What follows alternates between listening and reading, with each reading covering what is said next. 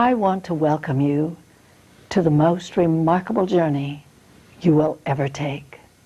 We have long wondered about the mysteries behind the resurrection of the dead, or the transformation of human to divine. We have asked ourselves these questions. Why am I human? Where are we going as a human race? Why did God create us? In these next 26 weeks, we're going to learn the answers to these questions. We're also going to learn about the powers that lie within us, that creativity that enables us to prophesy, to heal, and to discern. Our sailing vessel that will take us from earth to the heavens is known and called the Nautilus. If you remember, the sea creature is one which always closes and seals off its chambers as it outgrows it and builds a new one. And we must do the same thing, for we must cease being what we are in order to become something different.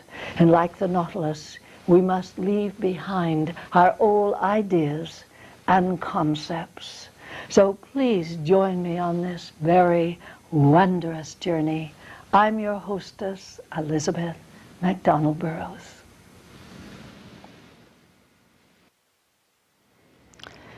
Welcome to another journey aboard the Nautilus. As you know, the Nautilus will take us from heaven to earth. And as I thought about today, I remembered some very important words that were once written by Thomas Henry Huxley. It's a quote that is very well known. The chessboard is the world. The pieces are the phenomena of the universe.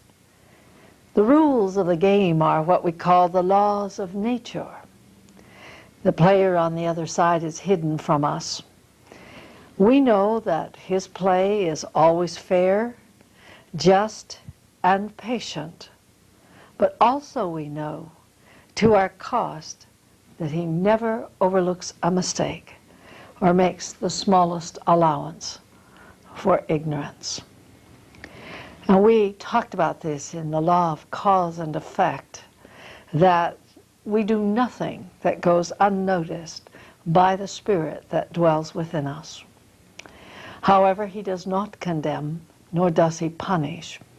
I agree that he will often allow us to continue the path of adventure, falling flat on our face and learning the necessary lessons to life. And we can smile back on some of the lessons that we learn because they are no longer painful to us, and we bless them. However, those that we have not yet experienced or those we may be going through now, those do not make us very happy. But if we will but understand, it is for our education and for our growth, and that each of us is androgynous by nature, neither male nor female. The soul is an essence and the creativity and expression of God, and that God's light dwells in every soul. Then we can understand and remember that wherever we go and wherever we travel, our greatness and potential greatness is always with us. We talked about meditation last week, and we need to look at the three distinct paths that take us to God. It isn't a choice of one path or another. It is more the quality that we have to walk and intertwine all three paths. I've always had three rules that I've taught my students. I cannot find that those three rules differ so much from those of the East or those of the West. In the three rules, of course, is to meditate only upon God. And we talked about that last week. If that becomes absolutely and totally impossible, then you are wise to take a master to meditate upon. But remember, your mind shall travel where, in other words, you will go where your mind travels. And so if we want to get to God, therefore our meditation must be upon God, not upon achieving peace with the body, not upon trying to develop greater powers. And also remember that all powers are governed by the mind, meaning that it must be mental control that will hold the mind in such a situation of concentration that true power can be born. I often like to play little games with my students, and I will call one of them up, whichever one I have the inclination to use on that particular night, and show them how the power of one finger pushing against a person has in its individual self really no power. And so pushing them as hard as I can with one finger, not very much happens. However, by concentrating the mind to focus all the power in that one finger, the power of the whole self into that one single finger, neither man nor woman has been able to resist being pushed almost over. Because our power intensifies so much when it is used or centered or focused. Thus it is when we go into the healing arts, which we will be doing in a couple of weeks. And as we go into the healing arts, laying of the hands is one thing, prayer is another. One thing about prayer, it helps us to keep centered and focused in God. However, if we can take a deep breath and merge as one with the universe, how much more that power is, how much greater that power is, flowing through us from the universe. But it is the ability to still the mind, the ability to take that mind and allow it to become an instrument of divine will. So meditation is infinitely important. But I like to think of it first and foremost as a tool for reaching God, because He is so easy to reach through the mental motors of the mental motors of the mind. I think of the mind as kind of being like a car which we travel in from place to place, and that as we travel to God, we must know our destination. If I were to visit you, I must know where I'm going before I can get there. So if we do not have God upon our mind as we go into our meditation, then how are we ever going to get to Him? And many people construe that cosmic consciousness, that merger with the infinite mind of our Creator, is something that we can reach of our own will or our own volition. Such is not true. God is cosmic consciousness. In order to reach cosmic consciousness, we must reach God. So therefore, the focus should be upon God and not what we expect to receive from Him when we reach Him. It shouldn't make any difference to you in meditation what you receive from Him, because this is our time to give, and we talked about this last week. So meditation is the path of love and devotion to God, bhakti, love and devotion. And then we move on to the area of study. I have always taught that you study the greatest works of the greatest wisdoms who have achieved cosmic consciousness. How else can we ever expect to get to God if we are reading books on murder and carnality and fantasy that is based upon unreality? I'm not saying that a person should not enjoy some reading. It is very difficult to find entertaining and delightful spiritual books, and we've learned from experience too that in writing such books it's very hard to get them published, because they're afraid that this isn't what the public buys. I disagree, of course, with publishers on something like this, because we have seen the tremendous success of The Prophet, which has endured through the years. Jonathan Livingston Seagull, which just was a #1 seller for such a long time and will never completely go out of style. These were great classics. It does show that mankind does want to know more about spiritual values and spiritual things, and that he does like to read entertaining spiritual books. But there are not many of those on the market today. So I'm not saying that you should not have reading that you enjoy, but I am simply saying that the pathway to God prescribes that we develop the mind by connecting with some of the greatest wisdoms that have ever lived. And as we talked about in Mind in the Cosmic Sea, by our intensity of study, by focusing upon the writer and his life and his writings, we can come into a link with that consciousness of the writer, the same as we can link with the consciousness of God. So therefore it behooves us to read the works of the greatest wisdoms who have ever lived. And not all of them are boring. Some of them are fairly interesting, actually. So study is the path of jnani. It is called in the East jnana yoga, the path of the intellect, or the path of study. Then we go on the third path, which I've always taught my students in simple words: live as the masters live. And we think to ourselves, we cannot go off into the wilderness and sit there in contemplation, in isolation, away from the rest of the world. This is not necessary.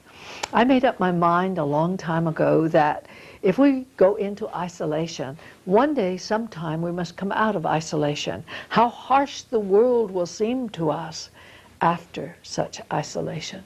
So I decided to try to win the victory of the soul right in the very middle of a very large city, of course, Seattle, Washington, and to find, if I could find peace within the parameters of that city, then I would have peace wherever I went. And fortunately, I find this is true. Peace and a certain amount of happiness goes into every city and every place that one travels. And the size of the city does not bother me, nor does its vibrational frequencies. But when we talk about living as the masters, we ask ourselves, what does this mean? I can't go into isolation. I have a family, or I have a job. I'm playing an important role in my company. Therefore, what can I do to live as the masters live? To follow what you read. How many of us, when reading the Sermon on the Mount, and Jesus tells us not to judge, do we go that day? That's enough. That's alone sufficient for that day, is to go through that entire day without judging one single human. Can we go through one single day without getting angry at anyone? Can we go through one single day seeing only the beauty and the good and the God in everyone that we meet? So you see, these single line sentences are alone sufficient to live as the masters live, regardless of what our environment is. But we must learn to live what we are taught. We pick up a book even like Pathway of the Immortal. Do we live its practices? Or are we reading, searching for something, and we don't quite know what it is? A certain hunger that gnaws on us. The answer, we scream. I want to know the answer.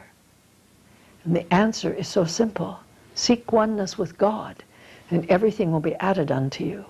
All of the powers, but most of all, the mysteries. The answers to life and who you are and where you're going and the great role that He has instilled in you. Some people like to know themselves, and they go from outside in. I like chocolate cake, or I don't like chocolate cake. I like carrots. I don't like carrots. This is not knowledge of oneself. Oneself, whether it likes chocolate cake or carrots, doesn't really make that much difference.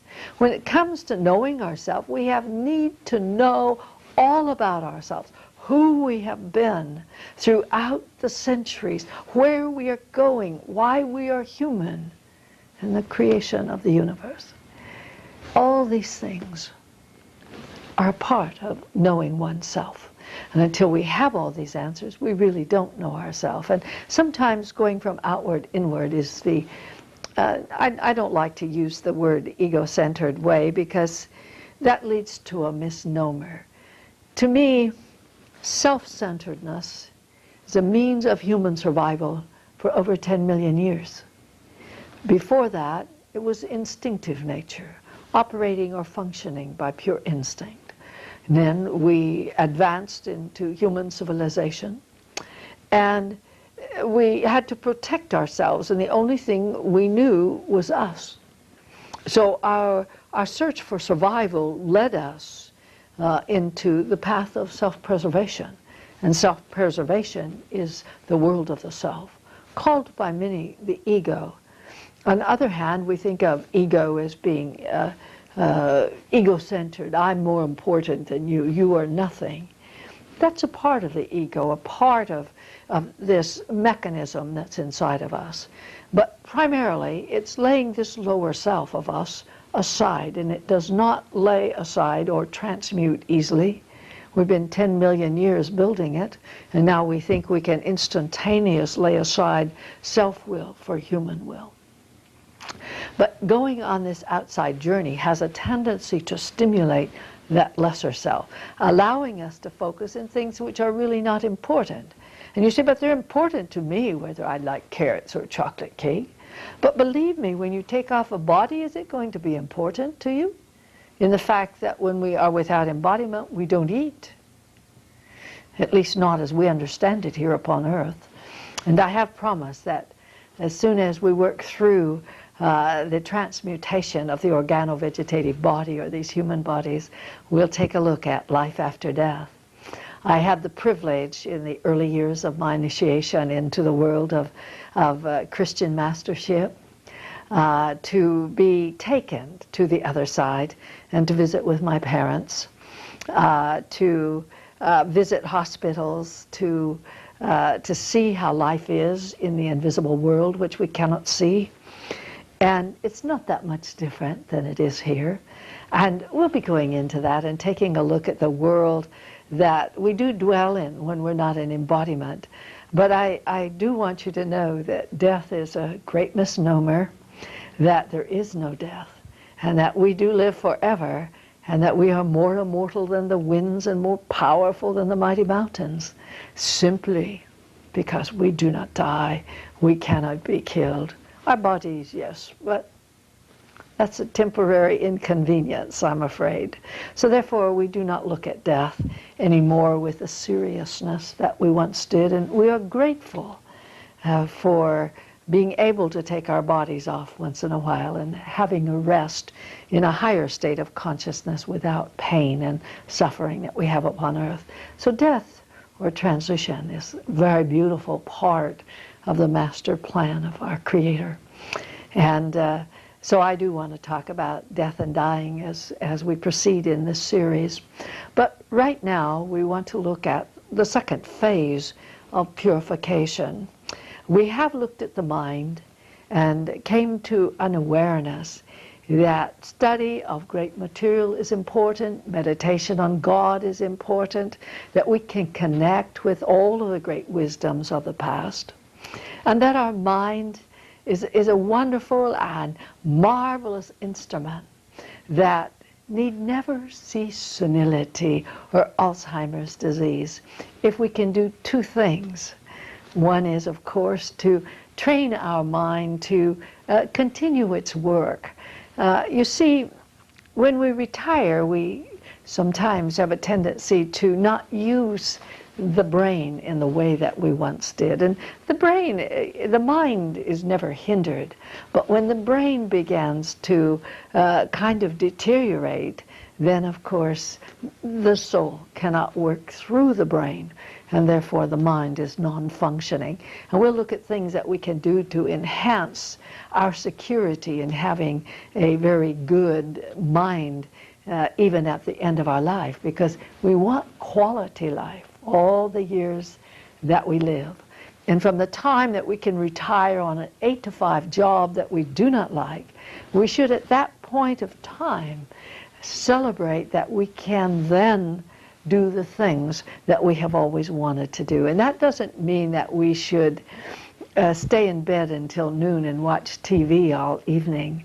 It means that if we always wanted to be a doctor or an artist or a musician, at last we can do this. We can, in our retirement years, go for those goals that we had when we was younger. Keep that mind active and keep it working. Make that brain function rather than allowing it to atrophy and become dysfunctional so that diseases happen that we do not like. And part of what we eat is responsible for that. We can eat and have a very pure body and have a terrible, still be very ill because we have not worked upon the mind and our feelings and our emotions. We can at the same time have a wonderful mind, if that's possible without a purified body. We can develop the mind extensively and use it brilliantly, but we will still have disease if we do not take care of the body. So Jesus taught in the Gospel of Peace that in part we must purify the body. And I always caution people when they're reading this unknown gospel, it was according to John, to remember that although 2/3 of the manuscript, which was originally in Hebrew, pertains to Jesus' teachings on health and nutrition, one should not get too carried away because he was teaching very sick people that had no other recourse in life but to go upon prolonged fasts and to do some other very, shall I say, extensive things with the body. The purification of the body should take a period of several years. In fact, it will take a period of several years, no matter how much you may try to force it to purify. We have over 10 million years of genetics that has been concentrating on meat eating. In the last 100 years or 200 years, we have focused a lot on our tastes and desires rather than upon what's good for the body. And sometimes I'm rather horrified when I look at the grocery baskets in the grocery store to think how terrible our diets are, when we can have a good diet and with less work than it takes really to have a bad diet. We can actually cook vegetables by scrubbing them or cleaning them in special solutions and sautéing them very lightly in the same length of time it takes for us to microwave a frozen food dinner. And we're going to be a lot healthier because of it.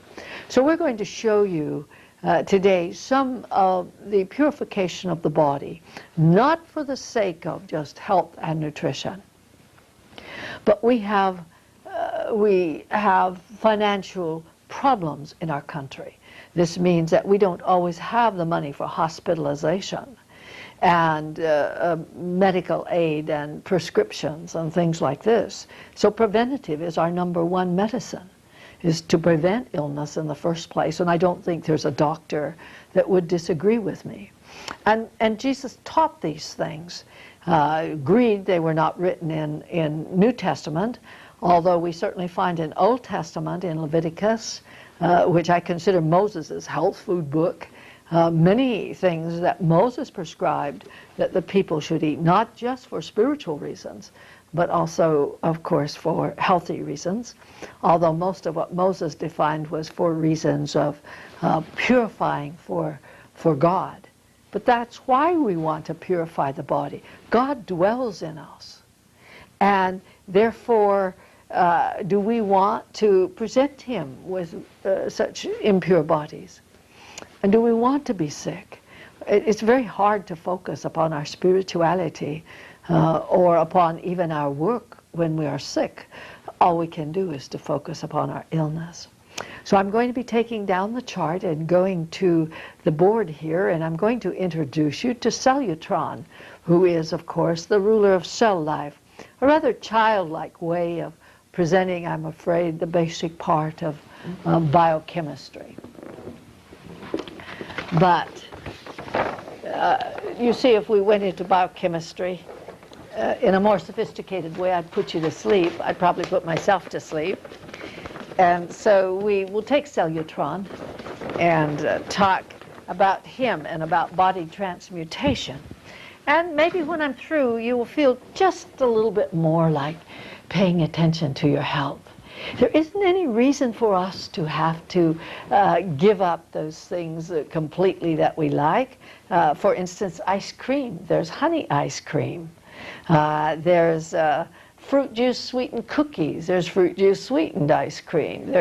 I make all of my pumpkin pies and cranberry sauce and cookies and pastries and cakes and everything else by using some honey.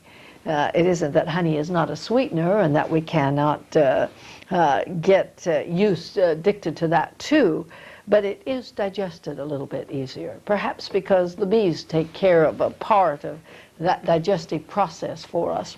So the argument that sugar and honey are exactly alike is not quite right. Honey has been through a process which sugar hasn't, which just makes it a little bit easier on the body. 1 teaspoon of sugar can knock me out for 10 or 12 hours of sleep, and also the mouth breaks out in sores, so sugar is a drug.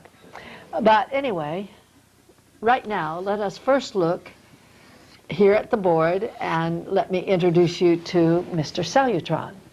He is the ruler of cell life, and he reflects we human beings. He is, of course, filled with many little circles, and those are really not the measles or the smallpox. It's just simply the cells that float around in his body. I think most of you know that we're about 70 to 80% water, so that means that these little cells actually float around in a human ocean. And that's what I refer to, this water mass that we are, that's held together to give this appearance of solidarity, but which isn't really. And I always like to give Mr. Cellutron a kind of a bow tie, only because it makes him look a little bit more cheerful. If you wonder who he's looking at, I'm sure he's looking at every one of you out there, and every one of you, as you see him, will feel that he's probably looking at you, and perhaps that's good, because we're going to learn a lot about the ways of Mr. Cellutron. One thing that Jesus taught that was such a natural healer is the sun. And from the sun we can gather many of our vitamins. And when we eat green leafy vegetables, we're eating recycled sunlight or processed sunlight. And of course in states like Washington, where it rains a lot, we really don't get much sunlight. Therefore we don't have as much help as we would have otherwise. And so we don't like green leafy vegetables either, because how many of you are eating your collard greens? Let's see, spinach leaves, turnip tops. Those are the highest in all food and mineral of any foods that we have. So sunlight provides a wonderful nutrition for us. And then we have a lot of this in Washington. It's rain, but I look at it as water. Since we are 80% water, 70 to 80% water, we have need to replenish this water that is in us on a daily basis. And it's usually recommended that we drink 4 to 8 large glasses of water a day. And it's easier to remember if we make it a habit. So I have certain times that I just simply drink water. That way I remember to drink what is necessary for the body. We have grasses, and that kind of represents to me the green leafy vegetables. We have, and forgive me if I draw a palm tree. We don't have those in Washington, but it's the only tree I can draw. So it's kind of a palm tree anyway. It just simply represents the tree family and the fruit that grows on the trees. So we have the things that bring us good health. We have the sun, the water, and of course air, the fruit of the trees, and the green leafy vegetables. On the other side of the coin, however, we're going to put over here some little creatures. This little creature here, well, we call him Mr. Happy, And Mr. Happy, of course, is a crab and represents the crustaceans, shrimp, crab, lobster, and so on. We have this, and you'll all know who this is. This is Chicken Little, and Chicken Little represents, of course, Chicken Little has holes or circles too, because everything that exists is comprised of part water and cells. So Chicken Little is there, and Chicken Little represents the fowl, both chicken and turkey.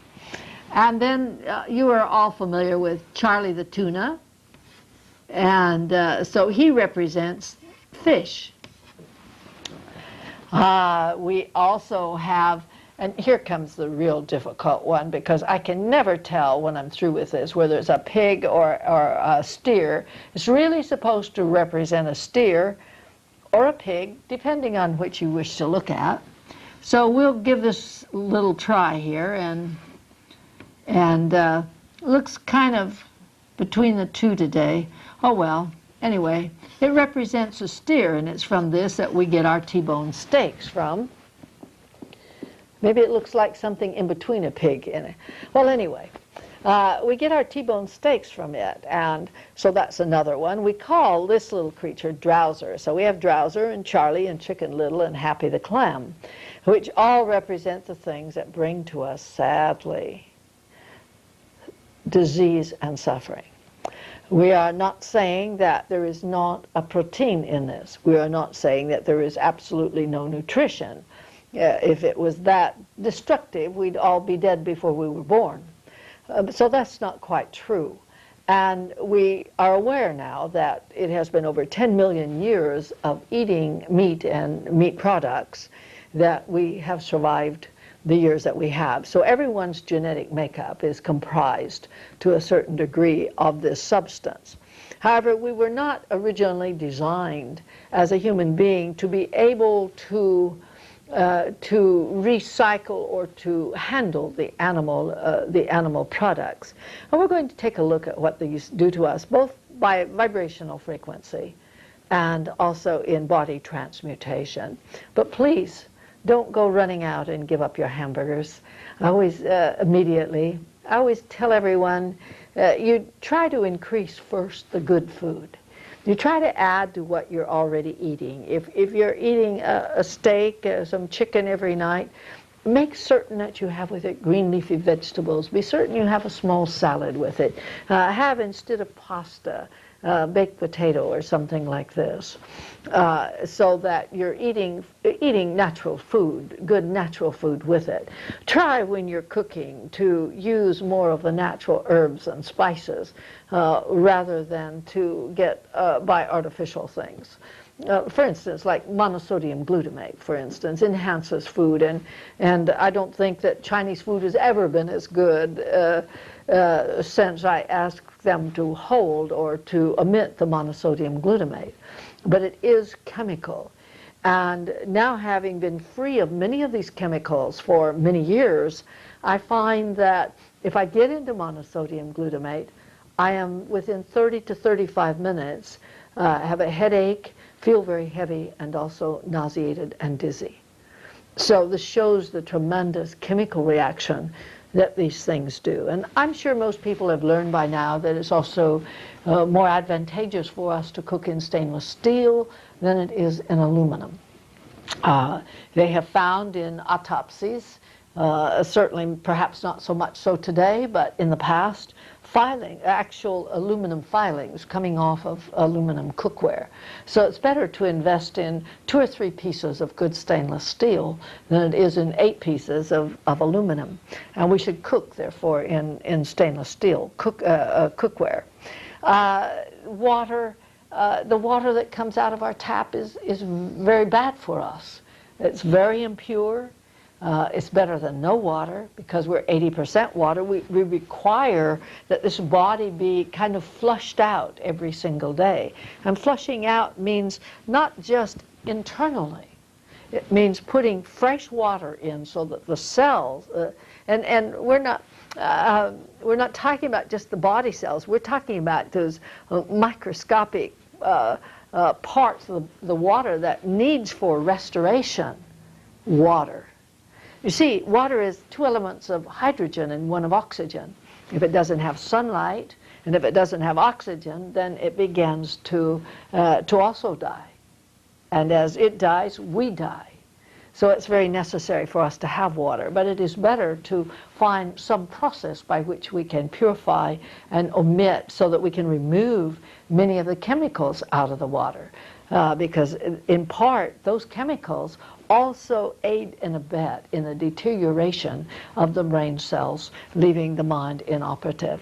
I'm sure if there's any doctors watching, and I trust there isn't, but if there is, they will forgive me if I draw the brain like a balloon, and the heart looking somewhat unlike a heart. But I'm going to draw a brain here, and the reason I like to draw this kind of as a balloon is because I want to divide it in half. And there will be this half over here, which is toxic, or in other words, comprised of cells that are in an impure body. Where over here I want to put cells that would be more with a purified body. The heart would be about the same operation, so I really will not do the heart in this case. I think the brain is alone sufficient, and so we can begin talking about. I think one more thing that I will do here is to I'll do this a little closer to where I'm working, so I'm not always casting a shadow, and we'll draw 2 cells. And these 2 cells, one of them will be more from the purified body. And I look at every cell as having a little family within it. And then we will draw another cell, which is from a more or less impure body, filled with the usual toxins that occur through the foods and things that we eat. Now we're ready for what I call the great stage play. For instance, in the pure body, or the more pure body, if we injure ourselves and the impulse goes from the injury to the brain, and the brain says, "Ouch, I hurt," and goes back, it is very light and very subtle. This means then that the purified body can withstand a greater pain. This was taught to me by Professor Edmond Bordeaux-Zeke, who did the translation of the unknown gospel according to John, which is Jesus' teachings on this health and nutrition. Professor Zeke, of course, I've mentioned before, spoke 15 languages. And he had graduated cum laude from Sorbonne in biochemistry. So it was a remarkable thing to be able to study with this great man the last 5 years of his life. But it was always anything that was an excuse to talk to him. So I, one day, broke my toe. I'd been probably purifying the body for about 5 years, something along those lines, 5 or 6 years. I broke my big toe, and this wasn't uncommon. I had a habit of breaking my toes. And normally I would hobble around for about 6 weeks while the toe mended itself, because they don't put toes in a cast. And so on this day I had gone out to swim, and I was wearing a very thin thong, and suddenly my foot bent underneath me, and I heard this kind of a crack, and then looked down and said, "I think I broke my big toe." Well, the pain was negligible, so I went ahead and went swimming. Having the opportunity to talk to Professor Zeke a little later, I said, "I think I broke my toe, and what should I do about it?" Meaning, since they won't put it in a splint or anything, what are some of the things that would make it feel better? He said, very calmly and very deeply and quietly, he said, "I believe I would go and have it x-rayed." So I did. I went down and had it x-rayed, and sure enough, I had broken the toe. When I next saw him, I said, "I cannot understand it. I felt so little pain." And he said to me, "Elizabeth, it is because of what you eat. And in that split second, I understood, very much like cosmic consciousness, when God had shown me his divine plan, and suddenly in such a short length of time I understood so much. Now suddenly I understood, and it was all clear to me that when the body is purified and a pain, and it is injured, the pain is less intense. Not counting the fact you heal so much faster, it is unbelievable. Absolutely unbelievable. However, if we have a body which is very coarse and is filled with toxins, this is all slow and sluggish as the injured area process, and the brain processes this. So thus it is the pain is much more intense. This also means that it will heal. The cell is not where it's injured is not going to heal nearly as quickly. So we can already see that there are some good reasons for purifying the body. Not only now are we going to heal more quickly, but we're going to feel pain less intensely. But let's see what this does to the brain. To me, this is fascinating. Quality life. I cannot say that what we eat and what we think is the total cause of Alzheimer's or senility or dementia. I can't say that because I'm not a great scientist skilled in such arts as the comprehension of this. I do know that for the average person, they need not experience this if they will purify their mind and purify their body and lead a productive life up into the very end of their life. Make that brain work, because the brain, like any muscle, when we're young we run hither, thither and yon. I watch these little children and they're just constantly a bundle of energy. Go, go, go. Then as we get older we begin to slow down and we don't exercise. And as we get older yet, we're even less apt to exercise. We stop going dancing with our beloved. We don't go as often as we once did, and we sit and watch perhaps a bit more television, or we do our knitting, or we go out and play golf, which is good fresh air, and we need that, and that's good exercise. But at the same time, we need to ensure that we're exercising the brain by studying. We can continue our studies. We can watch shows on television that orient us in deeper understanding, like Discovery channels, things like this, to keep that brain exercised and thinking. Because it's like any other piece of equipment that one has.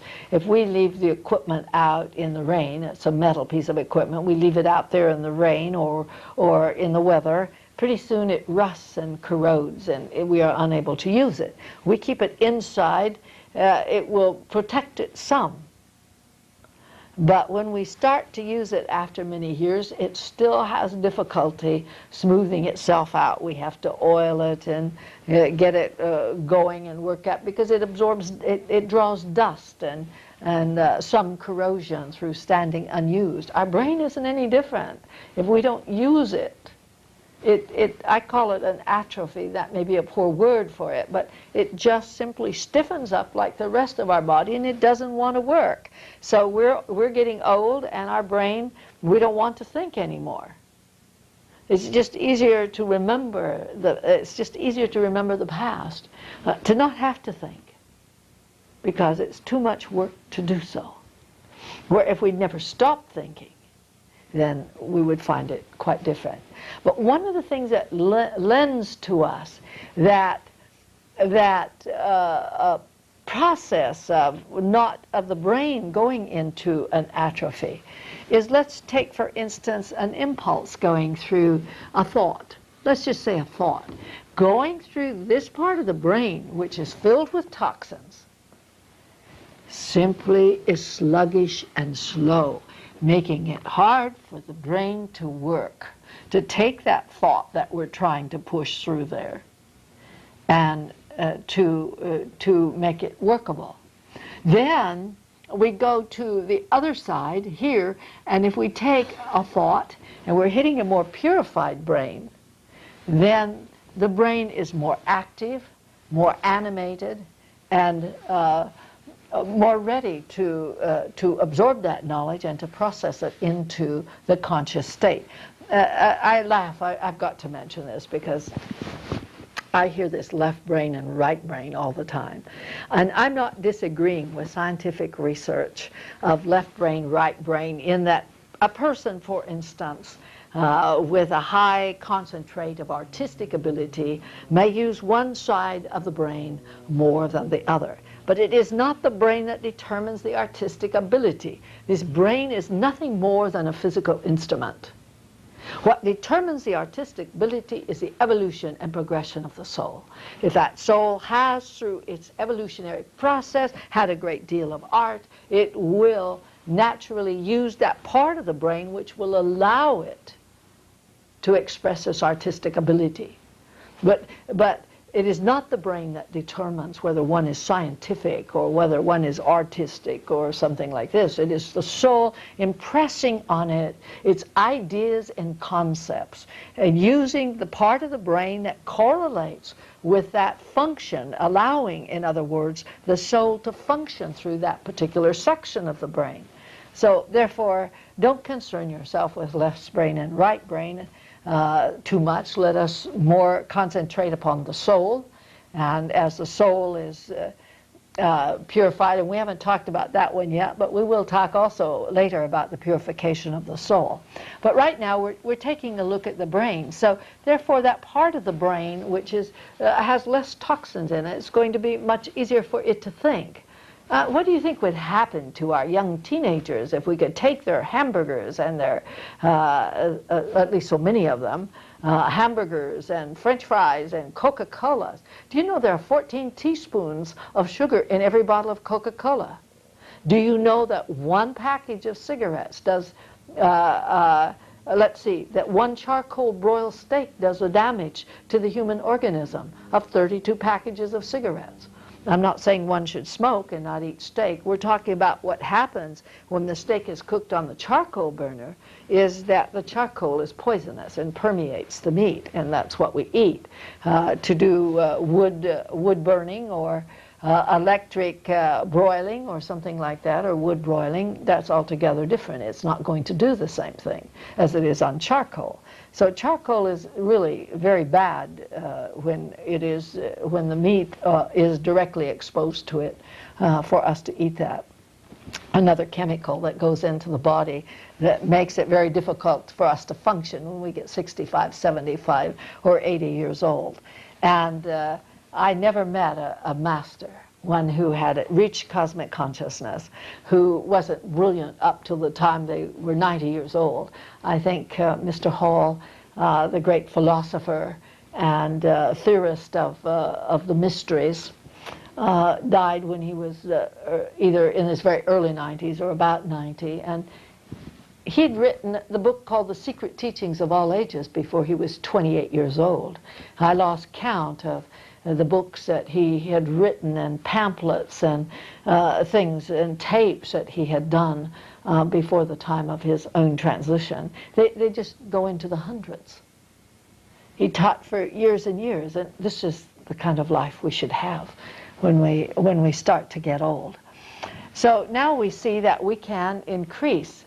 Mind you, we can actually increase our IQ by a magnitude of almost 1/3, 30%, by purifying the brain. And today, our standards in mental development, I assure you, tomorrow's world will appear to us as geniuses. And when we find someone with that kind of an IQ in today's world, we consider them a genius. But tomorrow, genius will be a way of life.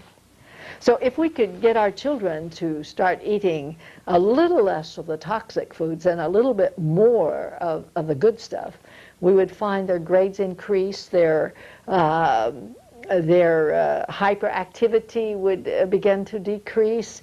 They would be able to settle down, concentrate better. Amazing.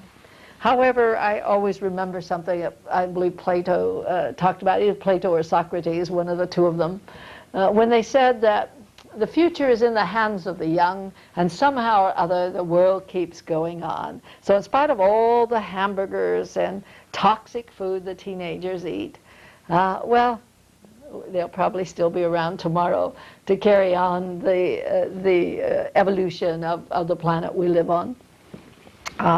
Although that shouldn't be an excuse for them to eat what they want. Now, let's take a look at some of these things that cause us toxins. One reason, fish contains an iodine, which is instrumental in strengthening the immune system of the organovegetative body. At the same time, we do not have one single unpolluted river in the entire part of North America, probably not in the world, but certainly not in North America. This means that even if we're eating freshwater fish, we are still eating contamination.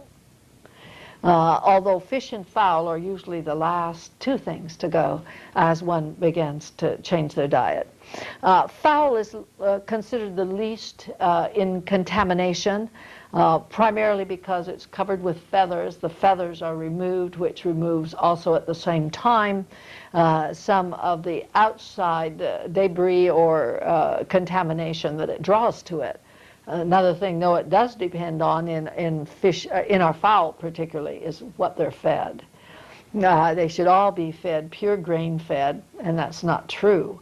There's hormones for producing eggs, and hormones for this, and hormones for that, and that's we eat that when we eat chicken or turkey in many cases, unless we're very careful to go to natural food stores, which specialize in getting organically fed produce. And I recommend that, particularly as you get further along in the purification of the body and still want to have some meat.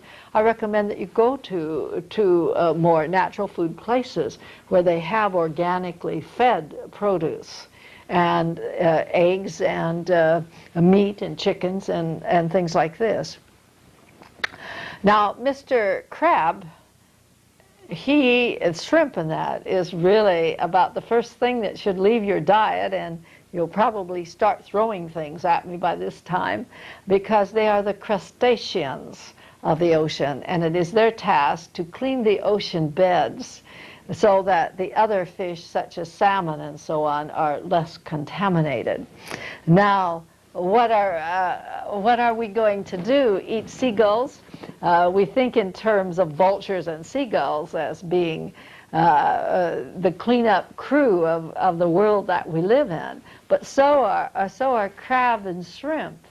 And we have to ask ourselves if we want to eat that which is so badly contaminated. I used to love lobster and crab and shrimp and those kind of things, but alas and alack, I really am very glad to have the mind that I have, and I want you to have the health and mind and peace. So join me next week as we finish up with our friend Cellutron and learn how to heal ourselves also.